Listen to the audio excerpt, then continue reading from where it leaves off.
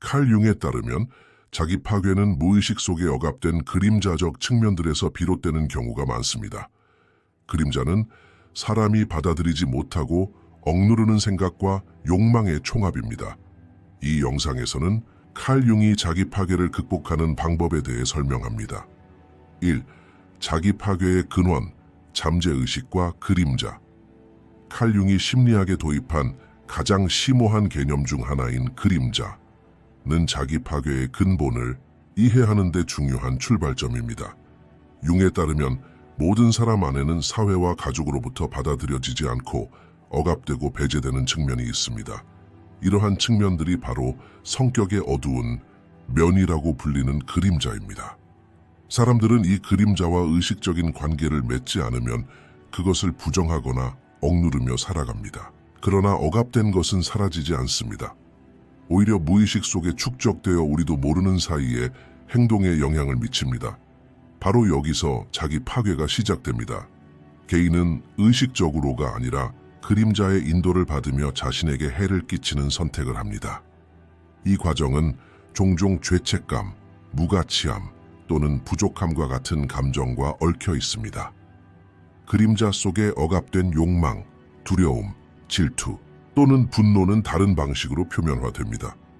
예를 들어 기회를 피하거나 성공에 가까워졌을 때 갑자기 물러서는 등 스스로에게 걸려 넘어질 수 있습니다. 이러한 행동의 이면에는 잠재의식 속에 품고 있는 나는 가치 없는 존재다라는 믿음이 있을 수 있습니다. 융은 그림자가 악할 뿐만 아니라 창조적 잠재력을 담고 있다고 주장합니다. 그러나 이러한 잠재력에 도달하기 위해서는 개인이 먼저 자신 내면의 어둠과 마주해야 합니다. 그림자가 억압되면 자기 파괴적인 형태뿐만 아니라 타인에 대한 비난, 시기 또는 적대감의 형태로도 드러날 수 있습니다. 개인이 내면의 어둠을 받아들이지 않으면 외부 세계에 끊임없이 그것을 재현하게 될 것입니다. 그러나 그림자와의 의식적인 만남은 자기 인식과 영적 통합을 향한 첫걸음입니다. 융에 따르면 인간의 가장 큰 비극은 자신 안의 어둠을 외부에서 찾고 마주하기를 피하는 것입니다. 이러한 도피는 개인을 자신과 싸우는 위치에 놓이게 합니다. 다시 말해 개인은 스스로의 내면적 적이 됩니다. 따라서 자기 파괴는 단순한 심리적 약점이 아니라 깊고 무의식적인 갈등의 표현입니다. 융의 관점에서 이 갈등을 해결하는 방법은 외부 세계가 아니라 내면 세계를 이해하는 것입니다.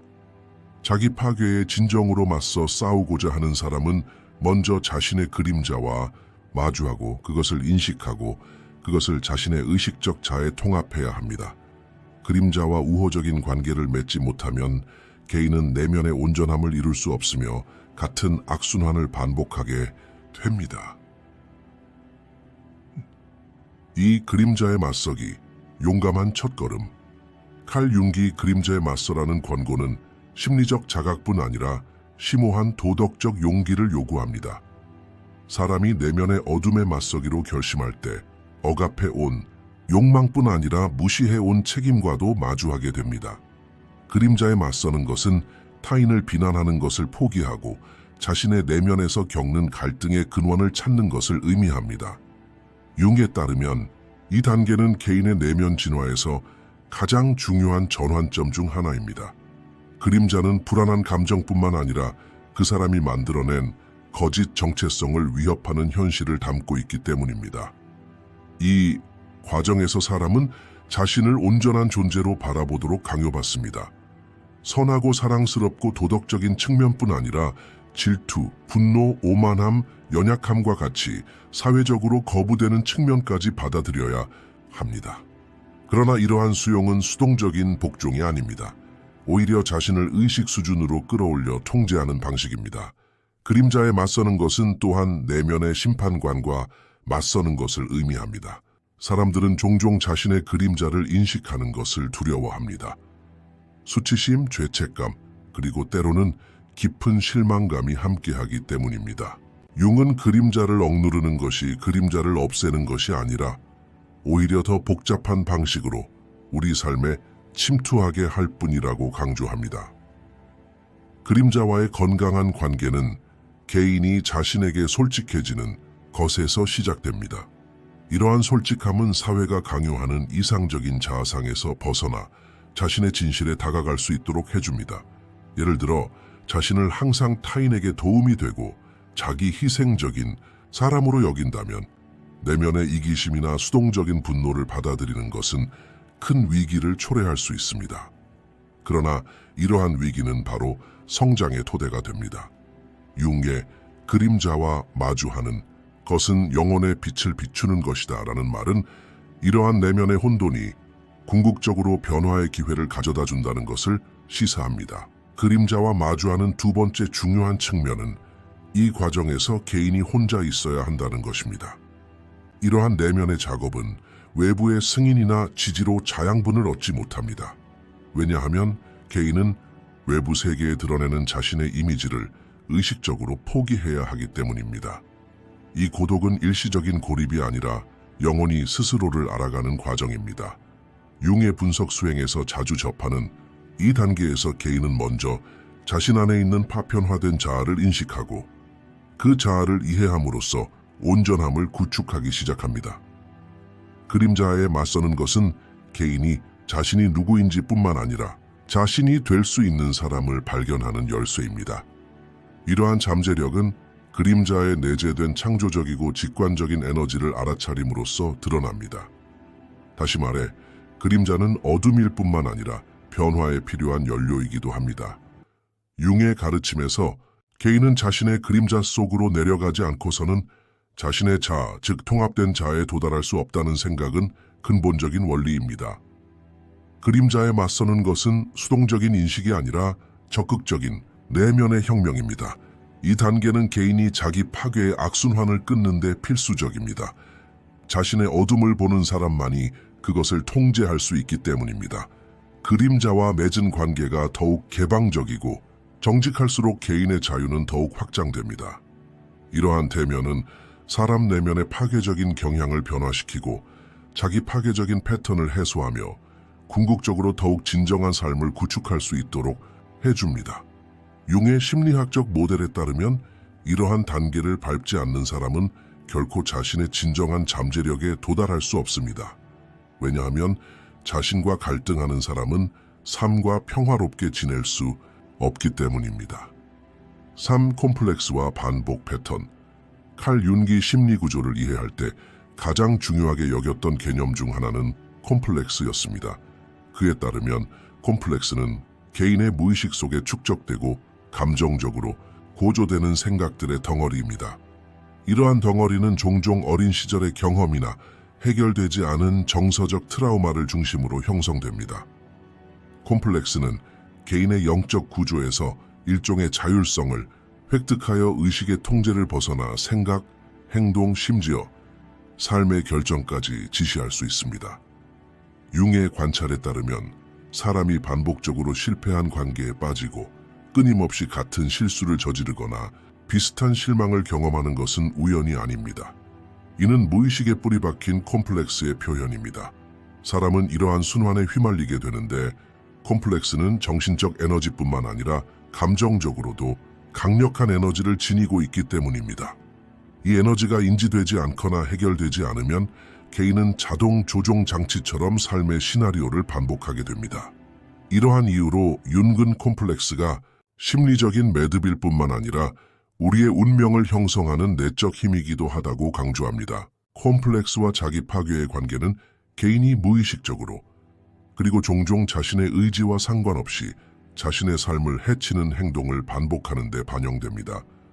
예를 들어 무가치감 콤플렉스를 가진 사람은 아무리 재능이 있고 똑똑하더라도 성공에 가까워졌을 때 갑자기 위축되거나 그 과정을 방해하는 실수를 저지릅니다.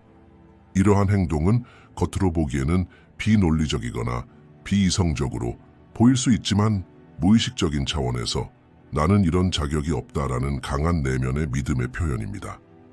융에 따르면 이러한 내적 패턴은 개인뿐만 아니라 집단 무의식에서도 형성됩니다. 가족, 사회적 역할, 그리고 초기 조건화로부터 물려받은 패턴은 콤플렉스의 뿌리를 더욱 깊게 만듭니다.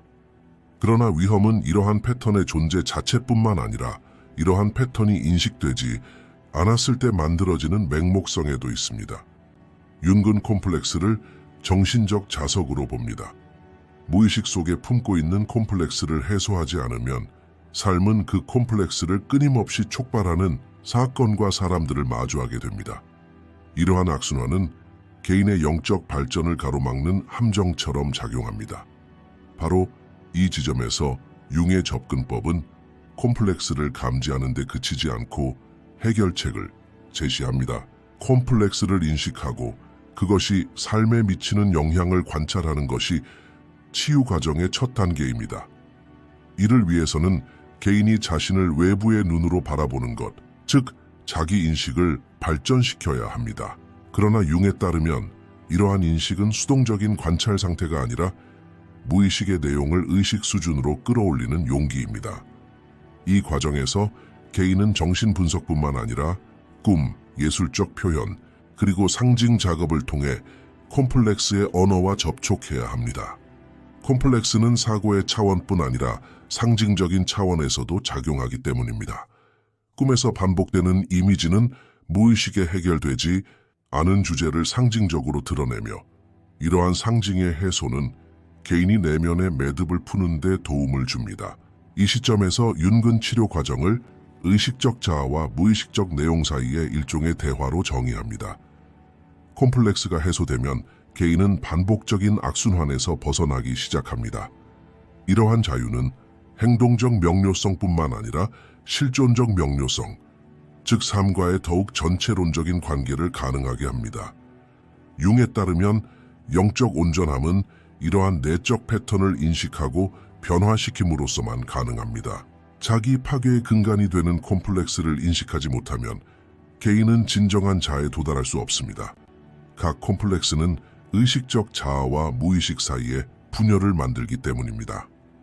이러한 분열이 깊을수록 내적 갈등은 더욱 파괴적이 됩니다. 융의 심리학적 모델은 자기 파괴를 제거하기 위해 개인의 자각뿐만 아니라 내적 온전함도 목표로 합니다.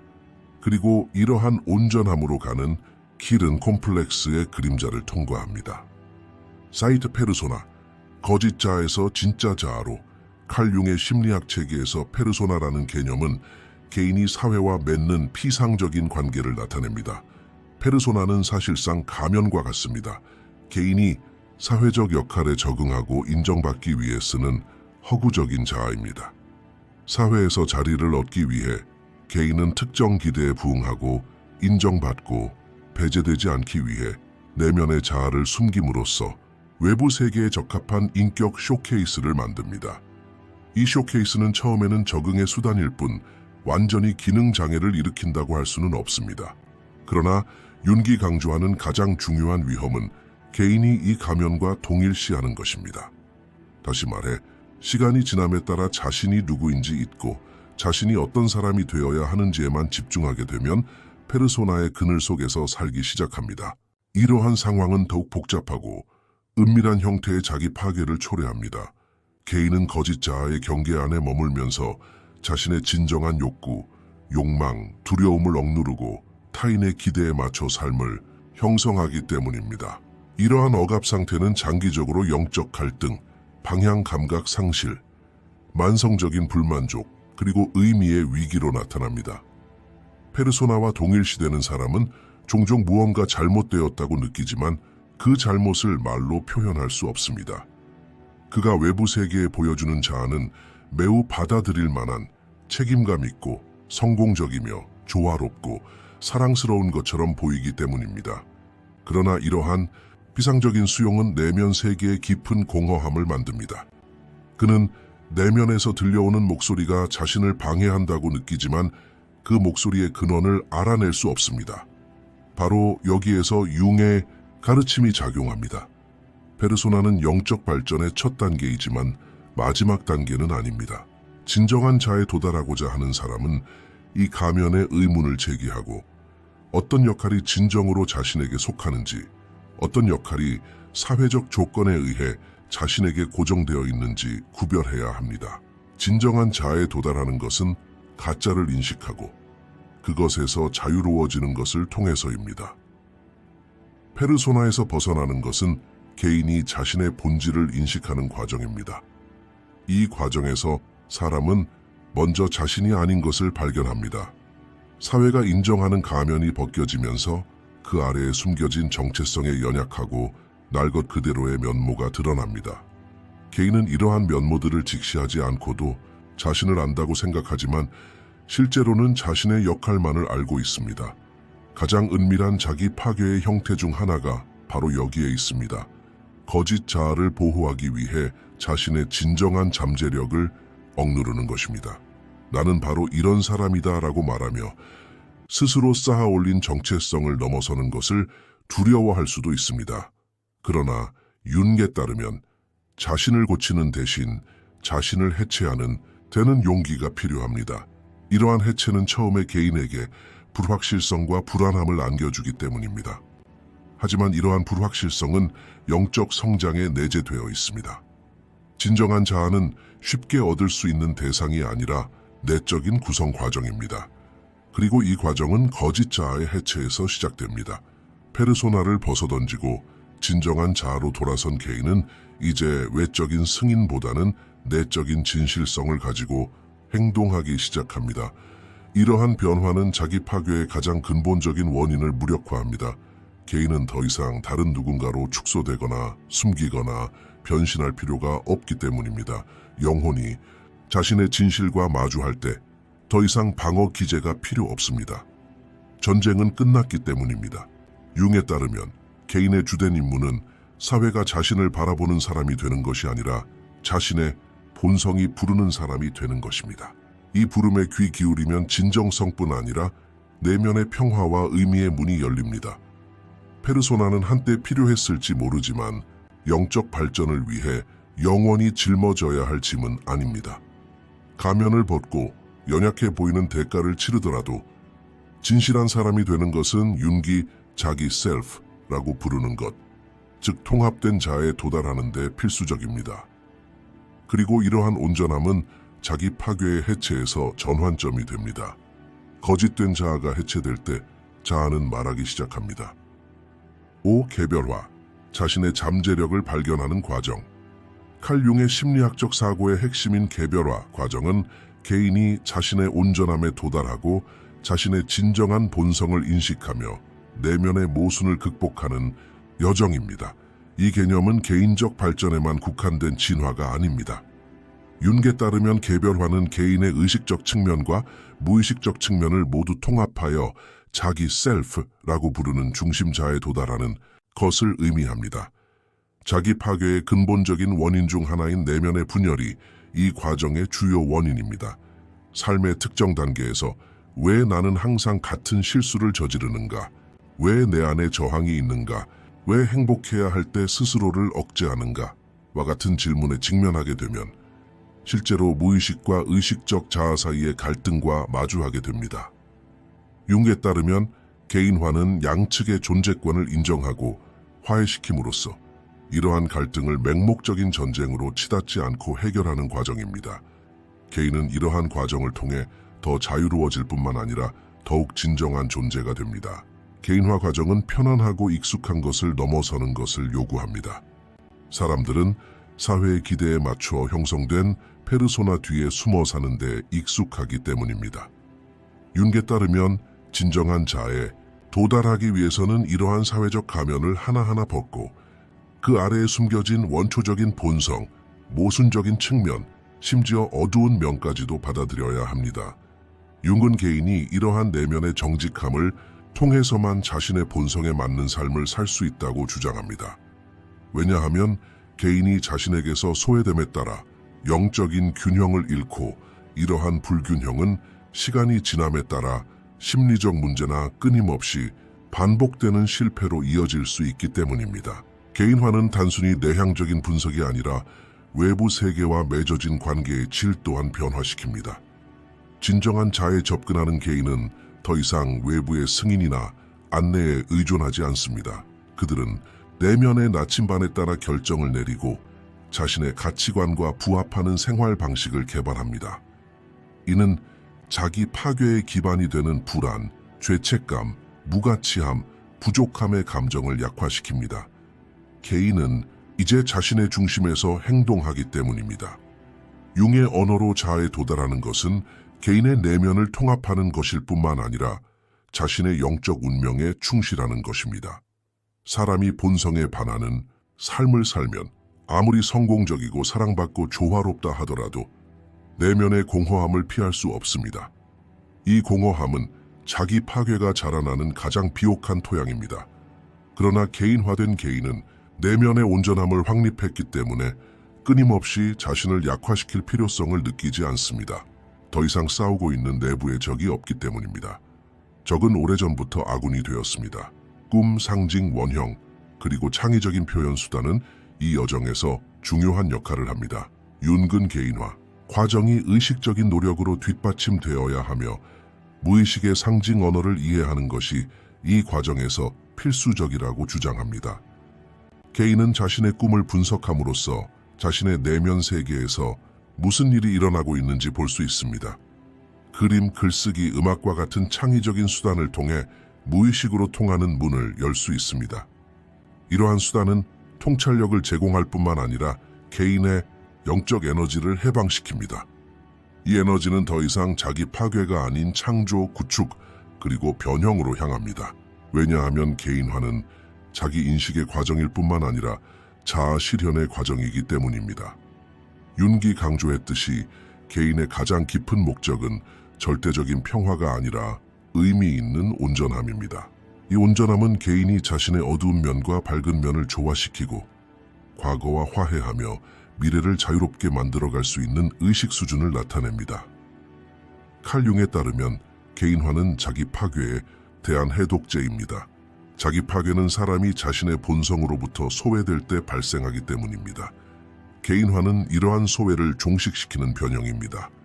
이 길은 어렵고 용기가 필요하며 직면해야 하지만 궁극적으로는 삶과 자신과 더 깊고 현실적이며 회복적인 관계를 맺을 수 있도록 해줍니다.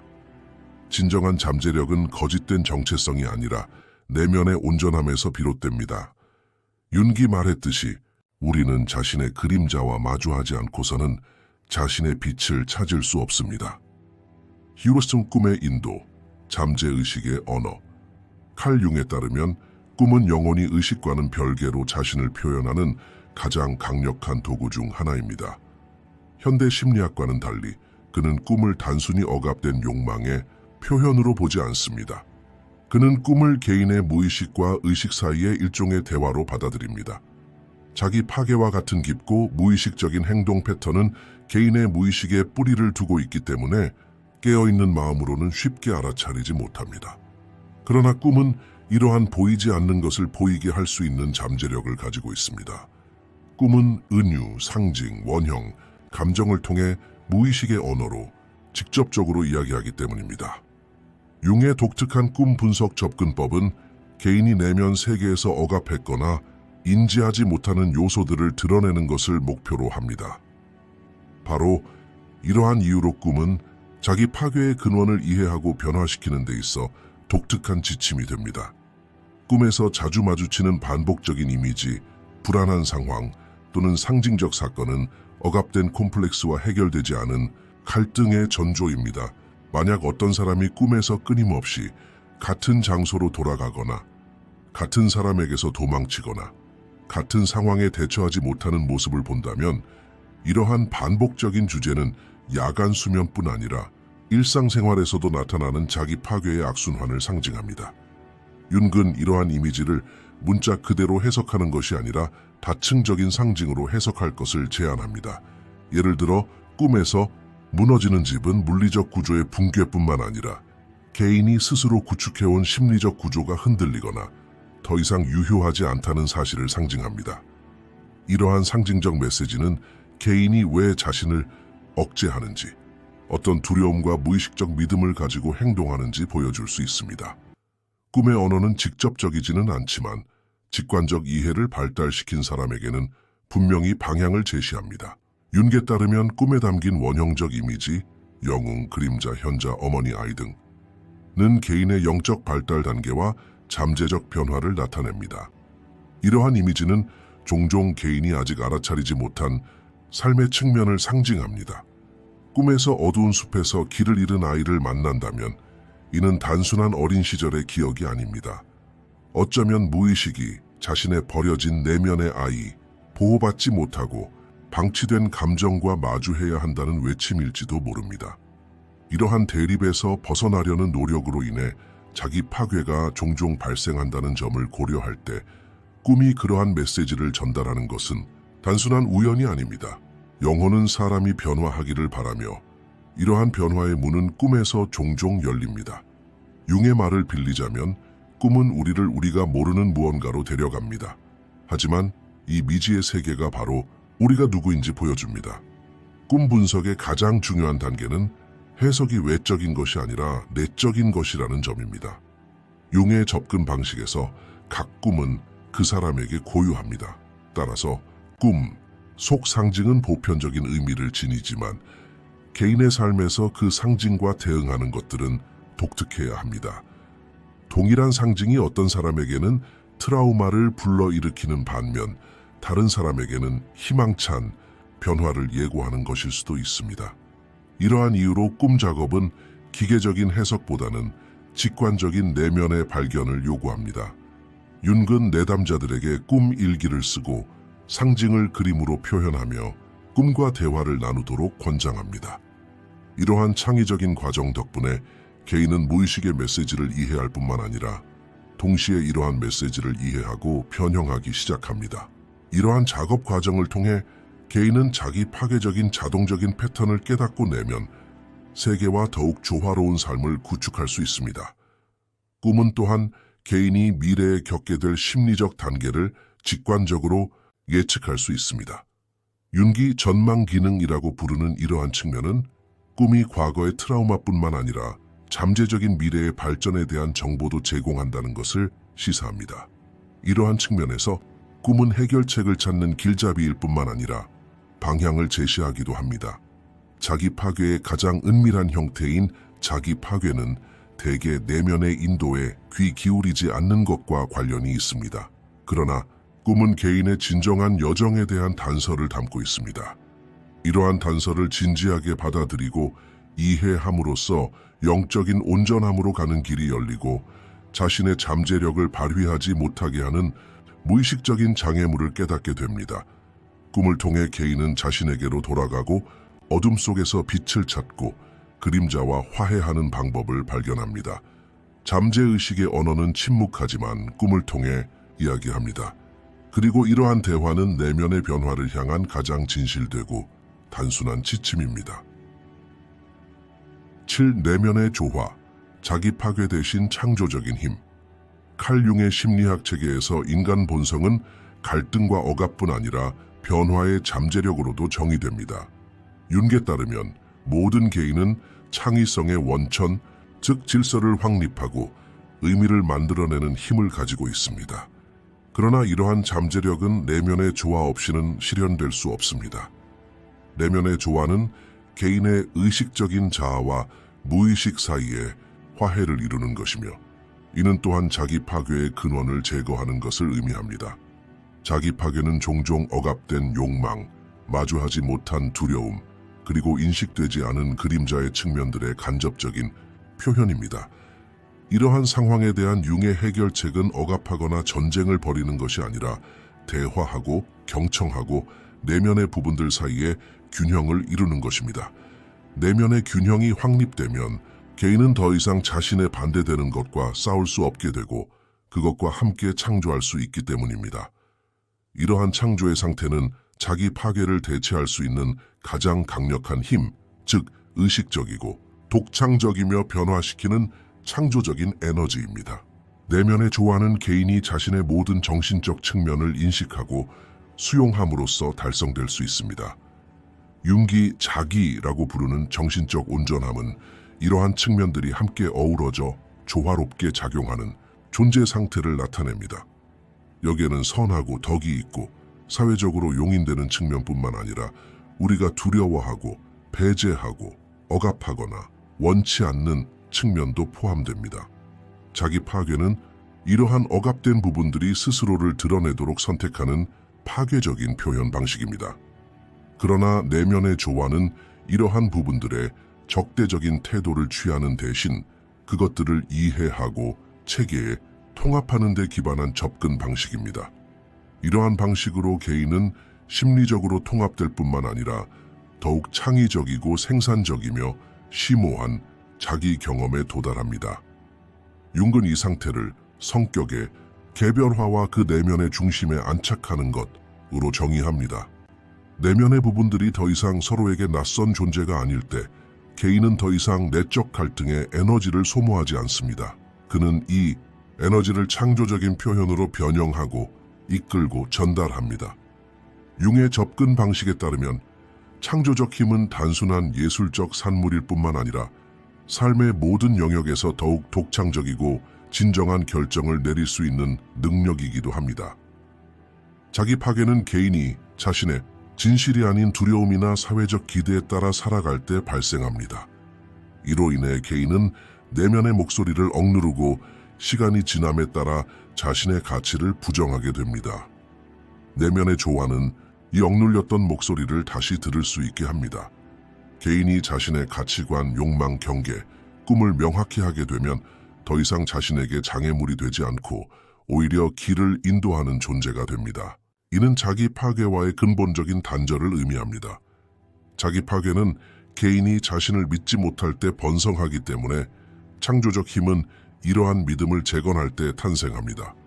융은 이러한 변화가 정신적일 뿐만 아니라 영적인 것이라고 강조합니다. 개인은 목표를 달성할 뿐만 아니라 내면적으로 제자리에 있다는 느낌을 통해 통합됩니다. 내면의 조화의 또 다른 결과는 개인과 삶의 관계가 근본적으로 변화한다는 것입니다. 외부 세계의 실패나 어려움은 더 이상 위협으로 여겨지지 않고 성장의 기회로 여겨집니다. 융에 따르면 사람이 내면적으로 통합되면 삶이 주는 어려움과 갈등하기보다는 의미 있는 관계를 맺을 수 있습니다. 반대로 자기 파괴는 이러한 관계를 파괴합니다. 개인은 끊임없이 방어적인 자세를 취하거나 무의식적으로 자신의 잠재력을 실현할 기회를 방해합니다. 그러나 내면의 조화가 발달하면 개인은 더 이상 그러한 방해를 필요로 하지 않습니다. 왜냐하면 내부 체계가 자기 자신과 갈등하지 않기 때문입니다. 따라서 외부 세계에 대해 더욱 명확하고 단호하며 창조적인 자세를 취하게 됩니다. 이러한 새로운 자세는 개인이 심리적으로 뿐만 아니라 실존적으로도 자유로워지도록 해줍니다.